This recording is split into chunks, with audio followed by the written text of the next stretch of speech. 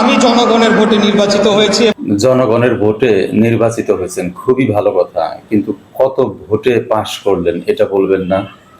আমরা যেটা জানি 2020 সালের ফেব্রুয়ারি মাসের 1 তারিখে যে নির্বাচন হয়েছিল সেই নির্বাচনে কিন্তু আপনি পাইছিলেন 2,36,512 ভোট, আর তাপস পাইছিল 4,24,595 ভোট, মোটামুটি 1,88,083 ভোটে তাপস জিতছিল, মানে আপনি গো হারা হারছিলেন। তারপরে তো আর নির্বাচন হয় নাই না, সেই নির্বাচনটাই শেষ নির্বাচন।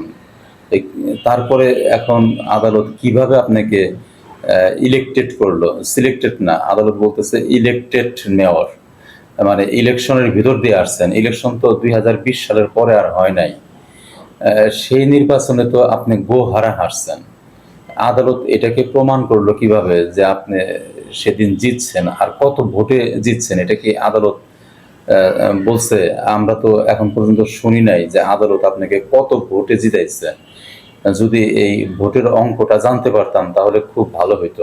আমার খুবই ইচ্ছা, আমাদের খুবই ইচ্ছা এটা জানার যে কত ভোট বেশি পেয়ে আপনি জিতলেন, আর আপনার প্রতিদ্বন্দ্বী যে কাছাকাছি ছিল সে কে ছিল এবং সে কত ভোট পাইল।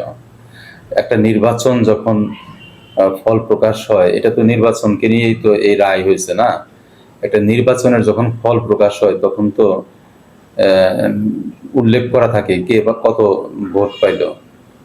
আপনি জিতছেন, খুব ভালো, আমরা খুব খুশি, কিন্তু এটা বলেন যে কত ভোটে আপনি জিতলেন, কত ভোট পাইলেন, আমরা তো জানতে পারি না।